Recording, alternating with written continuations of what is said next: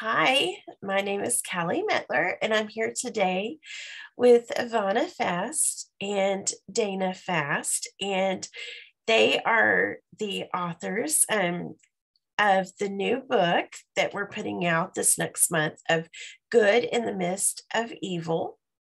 And Yvonne is holding it up right now, and so you can see a picture of Dana in the middle of her parents on the cover. And so, Dana, do you want to tell us a little bit about why you wrote the book and what that was like for you to kind of relive those memories?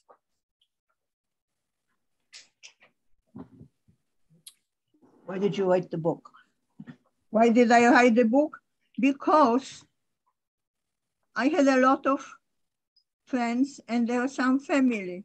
And they said, you were the oldest from your generation in the family. You were the child, but you were actually a teenager. So you can talk about something from the point of view of growing girl. And so people will understand more what is going on in your mind. And that's about it. You were 8 years old when the war started, correct? So, and how old was your brother? He's 5 years younger, so I was 8, he was 3. Okay. So, I don't want to give too much of the book away, but I know that you mentioned several times in the book how you grew up really quickly because of what was going on around you. And did you feel at the time that you kind of saw what was happening? I mean, I know that it was kind of, at first, it was a slow escalation, but what did it feel like when things started to change around you? Okay, if you are 8 years old, you don't really understand very much, very deep what is really going on. But you see that the life as it was before is crumbling. That we are not going for the country vacation with the whole family. Something is going on. Yeah. We are at home. There are some more family at home, and we are scared. And I hear this very tense conversation among adults in the family. And I can see that things are going to go really very bad. I remember one time, and this was at the beginning of the war, when most of the people were trying to get out. And we went to the main railroad station. There was the train going toward Romanian border.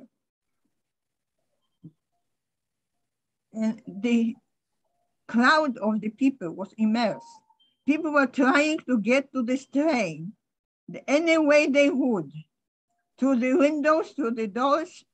And we were there. My father wanted to get us out. But looking at this wild crowd, he decided, and my mother said, they are going to trample my children. Let's go home. And you're reminded of that when you saw the airport in Afghanistan. And yes, exactly. And then when I see the Afghanistan now, and I see what is going on in the airport. In the Ukraine. And now in the Ukraine, people are running for their life. They are trying to find a safe place for themselves and their family. It's just exactly like 1931 in Poland. Yeah. And that is such a crazy, image. It's so funny because I know that in part of the book you talk about that y'all were walking for a long period of time to get out of Warsaw. And if you've watched the news lately about the Ukraine, you see people that have parked their cars and they're walking with their suitcases trying to get to the border. of I think it's still Romania. It's on the bottom side.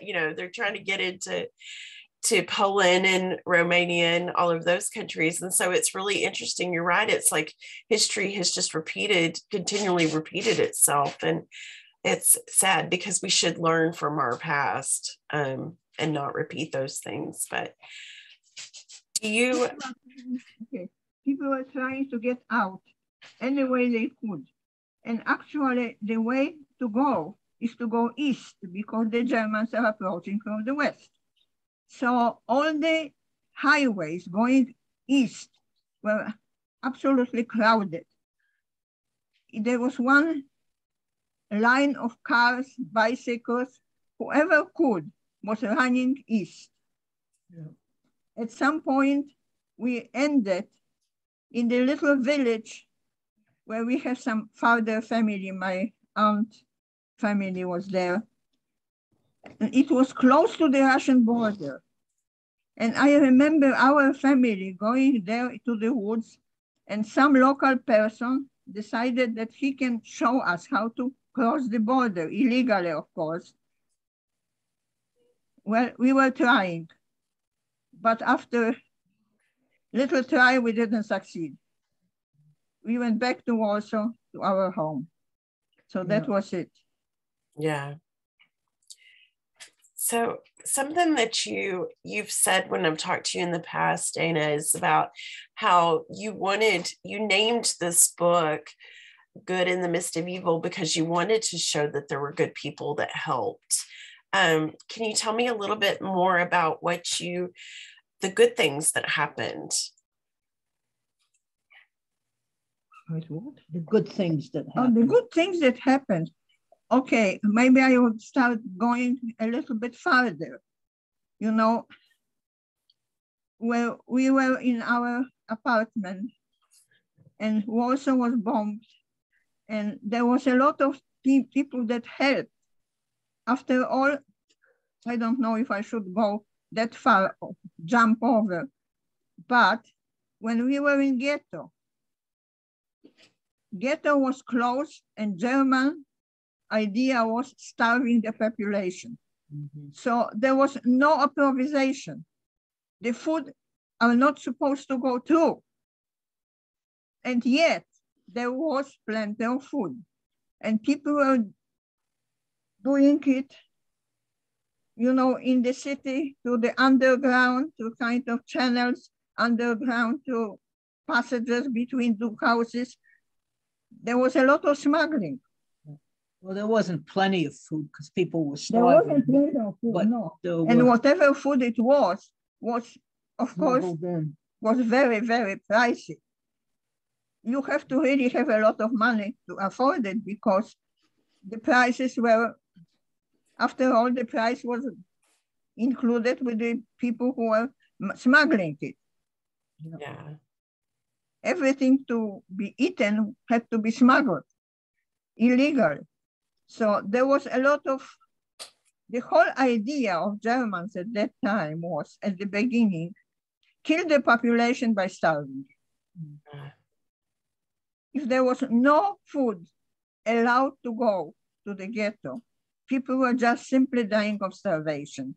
If the only food was smuggled under the threat of death, of course, it was very, very expensive, whatever was it. I would say, and I said it in the book, we were in the very, very good position because we were very assimilated. We had family on the Aryan side.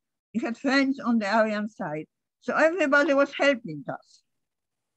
Of course, risking their life.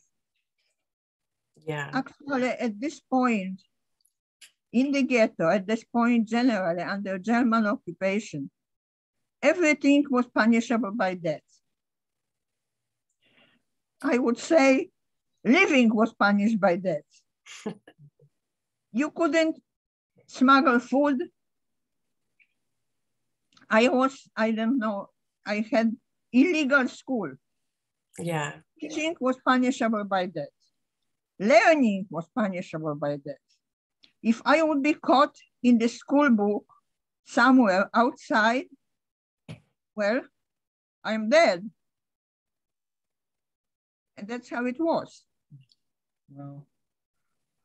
So do you now when you go to school and you think that there was time in your life when learning from the school book was punishable by death, you sort of feel how valuable those school books are. Yeah. Do you think when you were in the ghetto that you processed that it was punishable by death, or do you think that now you know it was? How much did you process at that time? Yeah, you knew it was punishable by death. I knew it was punishable by death. It was announced on the street, on everything. They were putting announcement on the walls. Yeah, schools are forbidden. If you give a piece of bread to somebody. If you give piece of bread to the Jewish girl, you're punished by death. Oh, wow. It's just crazy. What about, so in the book, you talk a little bit about going to the Catholic orphanage and being there. What was that like for you? What it feels now for me? What it was like for you at the orphanage? The orphanage, actually, it was very, very nice. It was pleasant. Before, I read a lot of books. They were they were not children books. They were the older children books. And I had all those books about the girls on the boarding schools. And when I was in the orphanage, I felt, okay, now I am one of those girls in the boarding schools. Okay. So people were now asking, do you suffer that you were torn out of your family, that you didn't see your father, your mother? No, I didn't. I sort of adjusted to this other way of life very quickly. And to tell you the truth, I had a discussion later now with the friends who went to World War II just about like me. And this is what she said, you know, we were just going from one identity to another, just like nothing. Yesterday, I was Lilka Myron. 2 days later, I was Alla. Then 10 days later, I was Danka Wozniak. And I was going from one identity to the other. And sometimes it was a little bit hard because you might mix this up. You might get mixed up.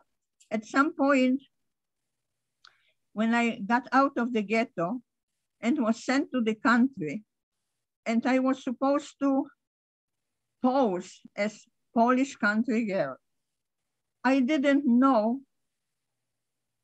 the customs. I didn't know the religion. I was supposed to go to church with everybody and make the impression that I know what I'm doing. And of course I didn't. And at some point it was almost like you are asking to play the role, but you are not given the script. And if you mix up the script, you're punishable by death.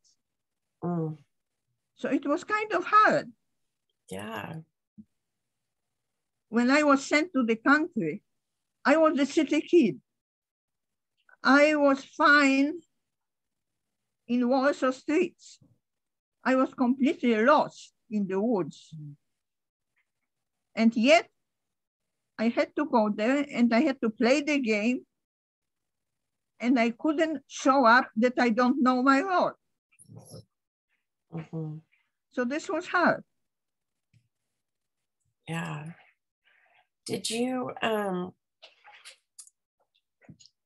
want to kind of touch on like what of the places that you went, like the orphanage and then out into the country and then living with the older woman that you talk about in the book, where did you feel the safest of those places? Where did you feel the safest? Probably in the orphanage, no? where did you feel the safest? Okay, the from safest, all the different places. I think the orphanage. Yeah. I'm pretty sure that, yes. Because the other girls were torn out of their families. They have their own problems. So if I have a lot of my own problems, I was just one of many. Sure. Of course, my problems were different, but it doesn't matter.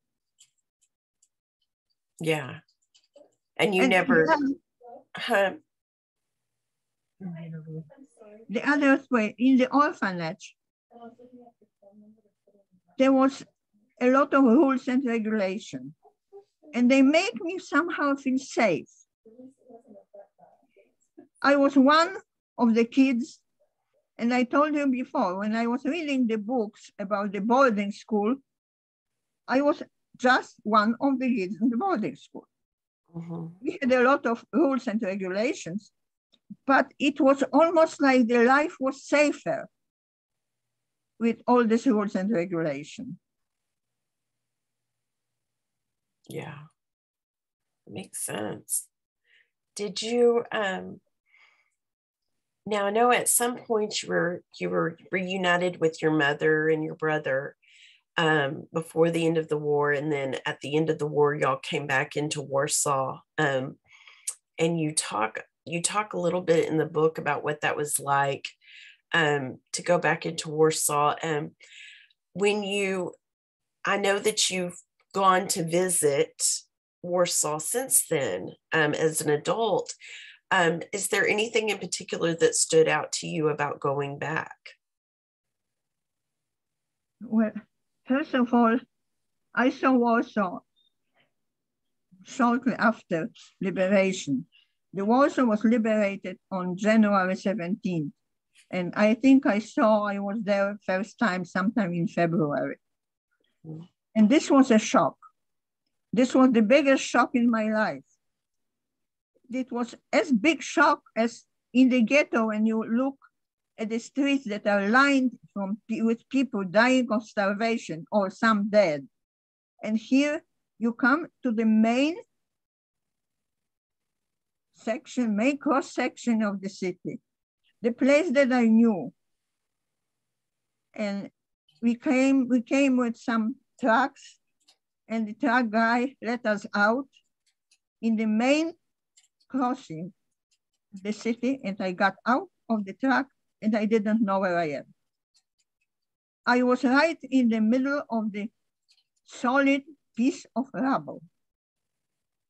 They were ruins, they were rubble wherever I go. I couldn't know where the street was and where the houses were. Normally in town, in the city, you have the street that is street and there are houses on both sides. There was one solid piece of rubble. There was nothing. Wow. And it happened like this, mainly before the Warsaw was not bombed. Germans, after Warsaw Uprising, and I have to go back into history, right before the end of the war, this was Polish underground. They wanted to liberate the city and meet the army, that is the East Front army, already liberated. Well, Stalin had a different idea about it. He didn't want people to liberate themselves. They want to take the whole, it was all his. Yeah. All credit. He wanted to take all credit. So it was like Germans were going, they had time because Russians liberated most of the Polish area east of the city and stopped.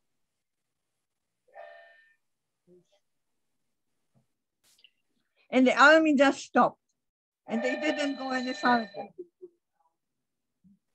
Okay, do something. did the And but you he was waiting for Germans to dynamite the city. They systematically going from one block to the other and blowing it up. So the city was not bombed. It was systematically detonated. wow. And this is how the Warsaw looked. Yeah. As I said, it wasn't bombed the city. It was everywhere was just piece of rubble because they were detonated one house after another. Wow. So after the war, did you stay in Poland for any amount of time, or did you go to Israel? Well, I went to Israel. That was some completely different story. You know, many Jewish people after World War II, they came to the place where they spent their life and they couldn't find anybody alive that they know. Mm-hmm. And they just went to Israel because this was the place that welcomed them. They were lonely anyway. When we were very much connected with Poland, I had a family in Poland. My mother's sister were married Christians, and we had a lot of friends. So I didn't have any ties with Israel. Right. I didn't want it to go to Israel. It wasn't people, Jewish people were going to Israel because they couldn't find anybody. I had everybody there. I had a lot of friends, I had family. And Israel was foreign country for me. So why did I go to Israel? This is what I asked her. It was just my personal life. Yeah. My personal life was in ruin. My husband left. I was alone with a little kid. And my family emigrated to Israel.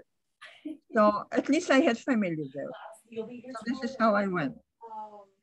And then they said that, you know, if you came to Israel, you had an opportunity to get to America. So that was that was another thing. I came to Israel with the idea that, first of all, that was a family thing, that my brother is getting married with a woman who has already all the paper, immigration paper, and they are ready to emigrate to America. They are all going. If they are going to be married now, they both go. Mm-hmm. And the idea was, if you will go now, you will have the opportunity somehow to join them. This was a little bit wishful thinking, but it turned out just like that. Sometimes you have to wait a little longer, but the first thing I did when I got to Israel, I went to the American embassy and put my paper for immigration. So I went to Israel with idea that I don't want to stay there, that this is the place in between, especially when my family is going to America. Yeah. Did your mother go to America too? Yeah. She did? Yeah. Yeah. Yes. Grandma came to America too. Yeah. Yeah. Did how old were you when you immigrated to the United States? Me? Yes.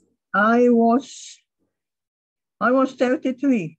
I was 9. She was 9.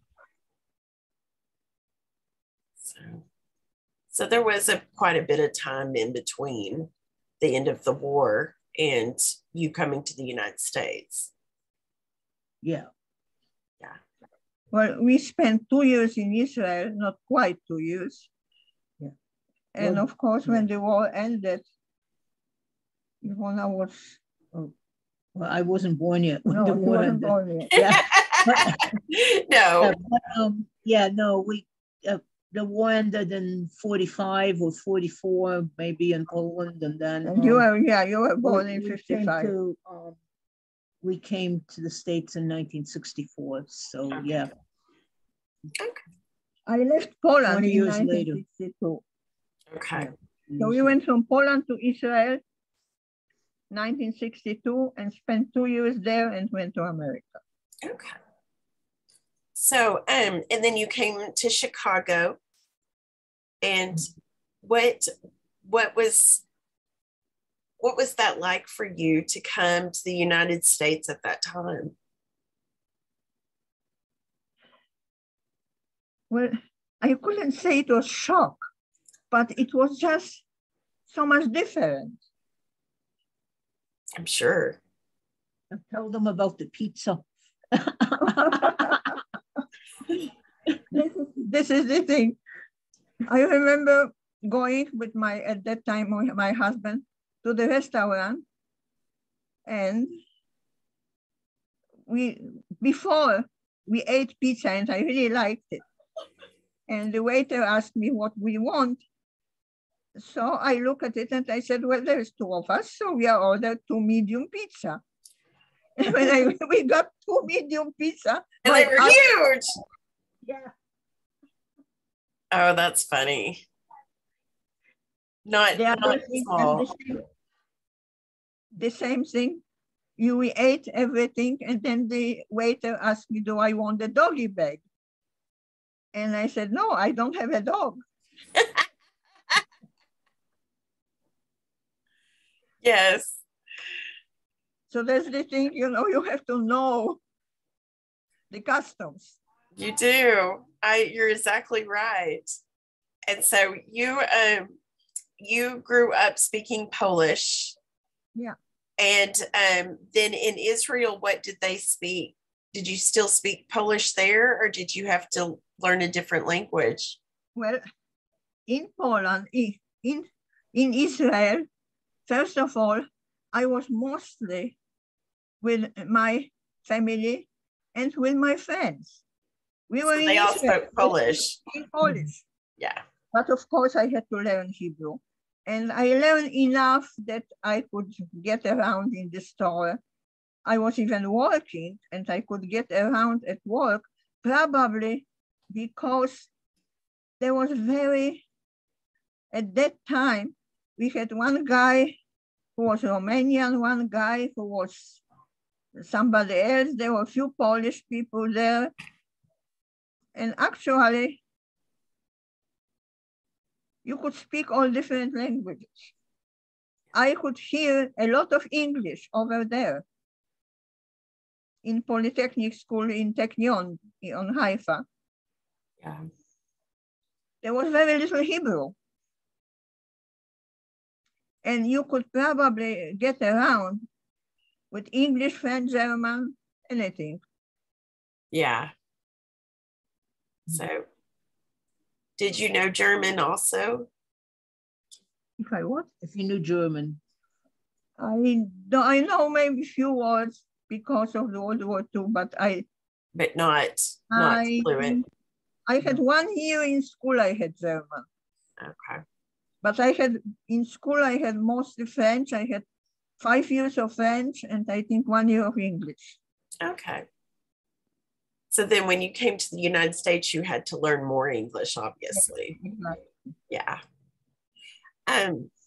So after all of this, which I think it's just amazing to have lived through that and then lived on and had to, to continue your life after all of that trauma at a young age. So what did you do as a career, Dana? What was your career? Oh, well, you were a chemist and then a biochemist. I was working in biochemistry. In Poland, I was working in organic chemistry, actually technology of polymers. Okay. So I was working in polymers, in plastics. This was the specialty in the university. But then there was technology of drugs. When I came to the States, I got the job, University of Chicago, in biochemistry department. Tell them how you went. You were looking for a job in the pharmaceutical companies. This is very interesting. This tells you about something about America. I finished Polytechnical School. On my year, there was just about as many girls as boys. 50% of chemical engineers were women. Mm-hmm. I came to the States, and because I had the technology of drugs as my specialty, I went to one of the big pharmaceutical companies that had R&D department, research development, and I thought that this is the place that I should look for a job. And he says, well, your credentials are perfect, but we never employ women in this position. And I was completely stunned. I couldn't understand what he's talking about. Mm-hmm. I said, what do you mean? There was as many girls as boys in the chemistry department. You never employ women in this position. What do you do with all your graduates? Women graduates? Oh, we don't have them. Wow. And this is what I learned. Yeah. I learned you are graduating in chemistry. You are good in science. Well, woman is supposed to be good in art. Well, what can I say? Art was the only subject in school I ever failed. Oh, yeah. You were very much a technology person. Now I'm telling that as somebody who knows math and science, I shouldn't be a woman. What am I supposed to do? You can't change that you're a woman, can you?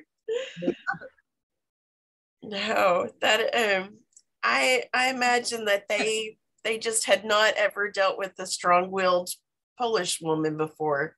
Yeah. And then a friend of hers, actually the people that sponsored us, right? Moika, she suggested you go look for a job at the. Oh, yeah. Moika. She said, don't go. I told her about what happened when I went to the pharmaceutical company. And she says, oh, don't even try. Go to university. I went to university and I got a job like nothing in biochemistry department. And then we are doing some kind of research. And I talked to the woman who hired me. I said, you know, there's a lot of biology in it. And I have a lot of chemistry, but I don't know if I have enough biology to be good in this job.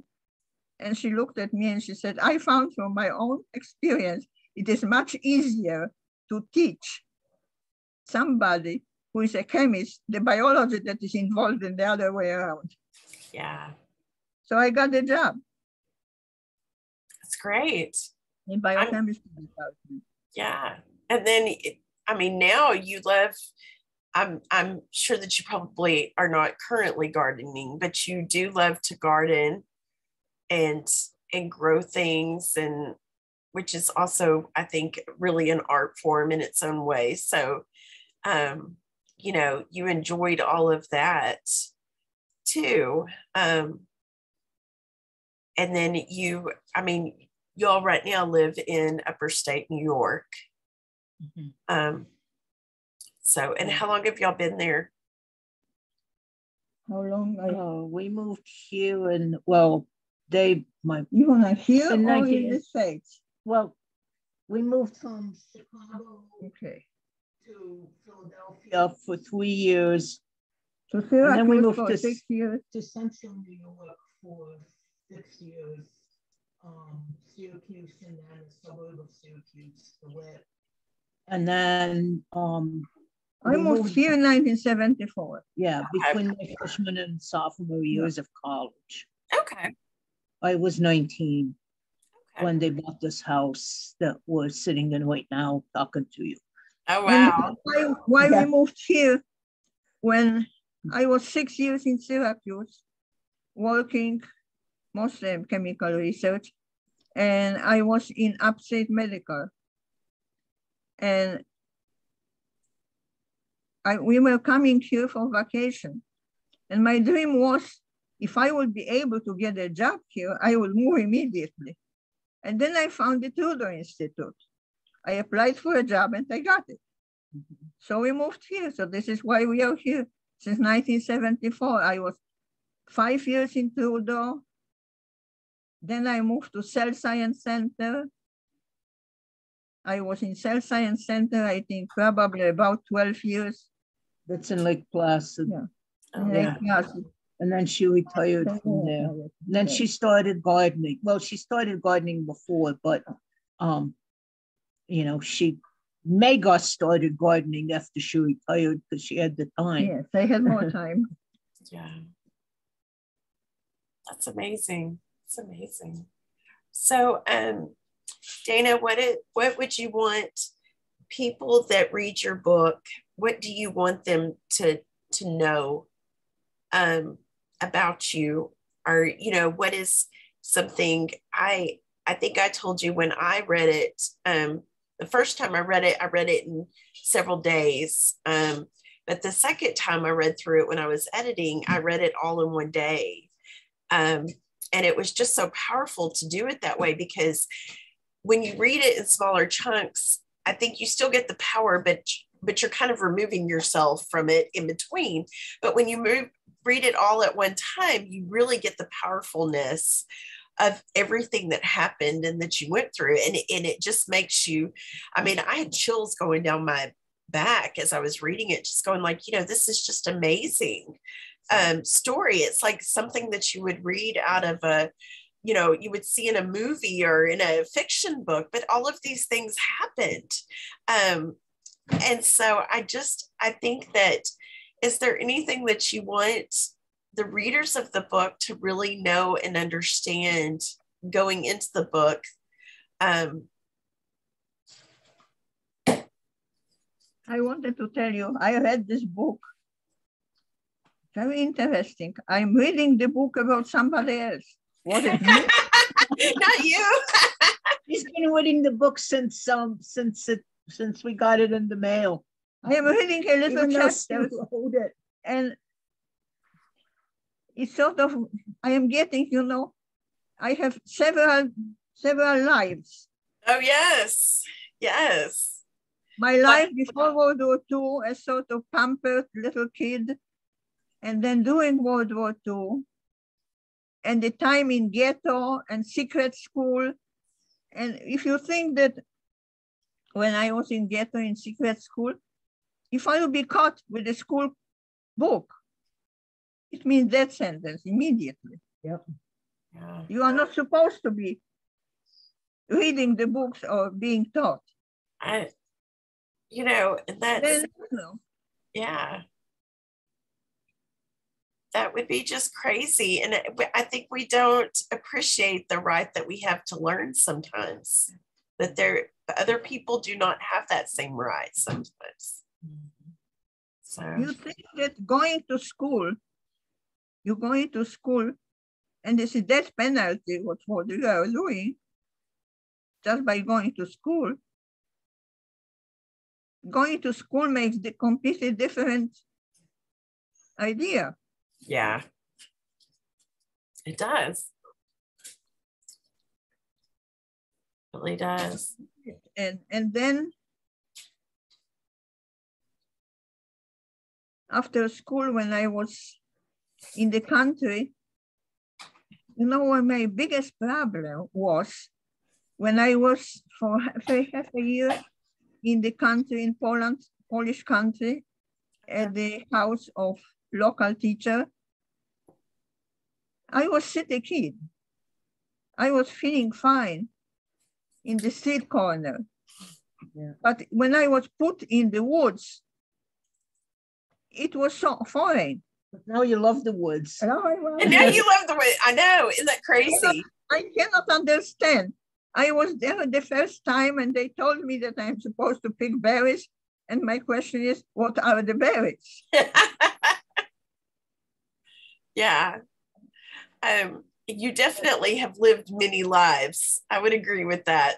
Very different. And had very, very different names. And you do talk about that in the book about what your name was at certain parts. And so, yeah, I think that that's very interesting. And, I've been blessed enough to see pictures of you and Yvona on your snowshoes. To get an idea of what that looks like, because we don't really have snow here, so I'm a little jealous. But I think it's very interesting. Yvona, what was it like to work with your mom on this book? It was interesting. It was a lot of the stuff when I grew up, when I was in high school, she wouldn't talk about it back then.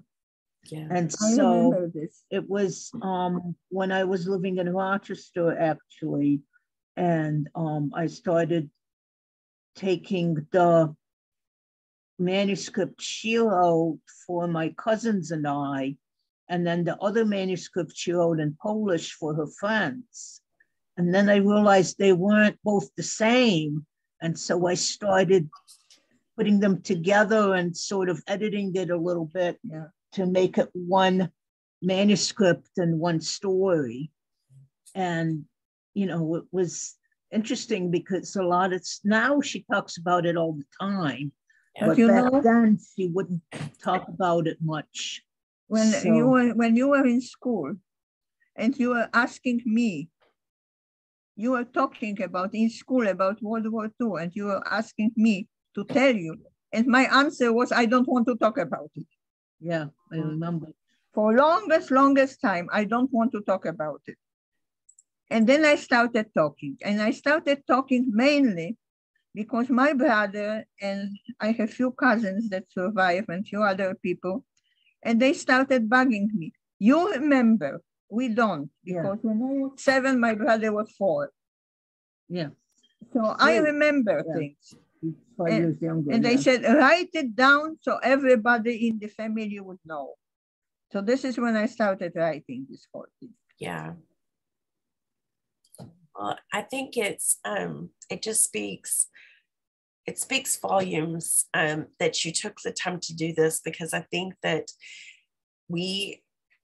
this type of history needs to be preserved, and people need to know what happened and what it felt like to go through that. And so I think that you're very brave to do that, because I know that it probably was not easy to remember all of that stuff. It's not easy to talk about it.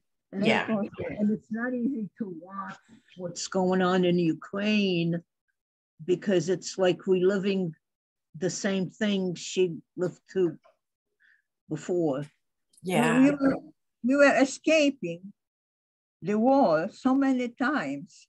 1939, we were escaping the war. 1945, we were again escaping the war. Yeah. And here you have people who are running for their lives because they are escaping the war. Yeah. And friends in Poland who have refugees in their homes. Yeah. I think I'm saying it's important. Yeah. Yeah. So it's. And I am looking, on the television and seeing the people who are trying to escape board the train. And I see the same picture when we were trying to board the train to escape Poland. Yeah, that is definitely, I'm sure that is definitely not great to try to see that. And it's been, 60 something, well, more than that. It's been 80 years, and we're still seeing that same stuff, being played out. And hopefully the situation in the Ukraine, we have learned not to be commonplace while stuff like that happens. So I think that, Hitler got pretty far in his journey before I think people start standing up against him. So I hope that helps Ukraine a little bit. But it is sad. It's so sad and frustrating. Now we can see it all on TV. Back then, they just had newspapers and radio. Yeah. They didn't have computers and televisions and smartphones. Right. And now, we didn't have know what is going on. Yvonne, sometimes I think because we didn't know so fast and so deeply what is going on, it was easier. And you're right. It may have been easier not to know the extent. Yeah. What eyes do not see, the heart do not hurt. Was if it? I don't see it, your heart don't hurt. Oh, your heart hurt. Yeah. If you don't see it, your heart doesn't hurt. Yeah. Yeah. So this is exactly the same thing now. Yeah, I know. It is very sad. Very, very sad. But, well, ladies. See that there's good people and bad people, and sometimes it's like the same person even. Yeah. It's, you know how it is. In 1944 and 45, we welcomed the Russian army because they were fighting Germans. And they were the good guys. Yeah. And I remember the Russian soldiers, and we welcomed them. We greet them with bread, and they were good. And they were good. You're right. And they were good. And they were fighting Germans. They were liberators. And now they're bad. Yeah.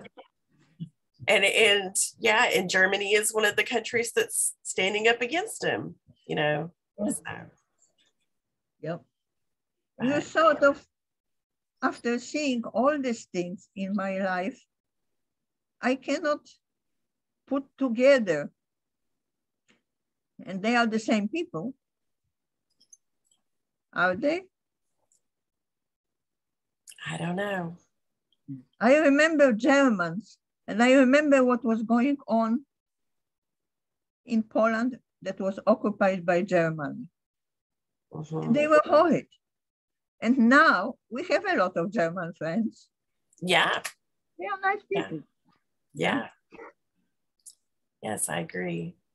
A lot can change in, so many years. A lot can change. But so I'm super excited to bring this book out into the world. We have a few weeks until it's on shelves, but it's available on Amazon and the Clear Fork website right now. And so I just encourage anybody that has listened to this conversation to go and get yourself a copy. You will be glad that you did. It's a very good read, and it really shows you what it was like to be a child during that time. And also, I think, something that Dana has said that just really sticks out to me about it is just that there was good that came through this time, and there were good people. And so you can kind of see on the other side. Yes, definitely. Yes, and the many lives that she lived. So if the dog wants to go out. The dog wants to go out. Well, I will talk to you ladies later. Thank you so much for your time, Dana, and talking and telling us all about your story. Well, the stories are horrid. When I'm now reading the book and reading my own words and my own story, what I was in the ghetto, in the Warsaw ghetto, it was horrible. Yeah, it was. And I went through all this, and I'm still alive, and I'm still able to think straight. Yes. And I'm still able to look at people and like them. I'm still able to have German friends. Yes, and that speaks volumes to the person that you are too. Definitely. And sometimes I see in the movie or in the news, I see what is going on in Germany. And my God, I am all with those people. Yeah. And then were they the same Germans that I saw when I was at the street of ghetto? And I was scared to death. And looking at this scene that I have it in the book, when the soldiers killed the little kid. They smashed his head on the wall, and then Yeah. she says to me, doesn't that man, he goes home to his family and his kids. The war ended and he's coming home, and how he can face his wife and his children. Yeah. I know. That would just be, there's a term for that called compassion fatigue, where you almost lose the humanization of people because you're tired or you're experiencing so much horrible stuff that you can't provide. You don't have compassion for things anymore. You dehumanize people. Yeah. And I'm sure that that's what happened to a lot of the soldiers. So yeah, it's hard to imagine what it would have been like. Yeah, definitely. We have no idea. But I was never in the situation when I am the dictator and I am the winner. So I cannot even imagine myself in the skin of these Germans that are coming to Poland, because I was always on the other side. Right. Yeah. But what do they think? I cannot understand. No. And even, now, you have the war, you have war in Afghanistan, you have war here and there. And sometimes you see the American soldiers. Do you remember there was something that were showing when there was American soldier and they were trying to get rid of there was some Arabian country. And I see this big American soldier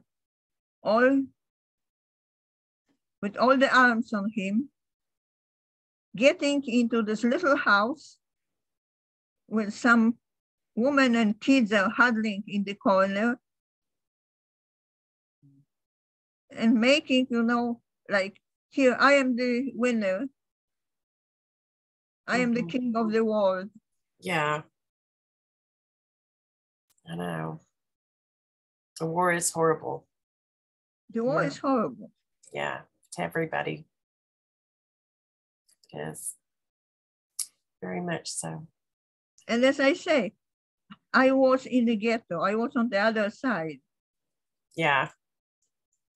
What the Germans were thinking? How they could, and it somehow sits in us too. When you start dividing people for better and worse. Mm-hmm. And you have the racial strife in this country. Yeah. And there's people that think that you are whiter, so you are better, or you are black, so you are worse. It's a thing. When I was little Jewish girl, I was on the other side of the racial strife. I was the wrong race. Yeah. So then I realized how nice it is to be the right race and the wrong race. Yeah. I remember you, Yvona. I don't know. This is how Yvona grew up, probably because you grew up in our house. And I remember when there was a counselor when we were in Philadelphia, and she was in school, and there was pretty integrated school. Oh, yeah. And they told me, the counselor told me, you know, Yvona has very strange relationship with colored kids. She doesn't see the color. Right. I think, She's yeah, colorblind. I'm sure that it's part of your And upbringing. Yes, why should she? Yeah. You're exactly right. Why should she? We shouldn't. Yeah. And that's a really good point. And I think, you also did a very good job of teaching Yvona how to have a wonderful heart to her friends. And I've been lucky to be on the recipient end of that heart. So you just have to see people as people. You're exactly right. Everybody is just people. Yeah. Yeah. Nothing makes anybody else more special than the other person. Boy, I learned this thing in the ghetto when I was on the other side. Yeah. Well, thank you so much for this time today and let me talk to you and telling me about all of this.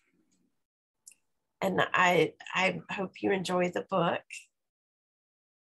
No, I hope that if you will write of this a little bit, and you will sort of convey, we were on the other side, we were the wrong race. And now there are other people, and we are the right race. Now, what does it mean? Right. Doesn't make any sense. It doesn't. No, it doesn't. You're exactly right.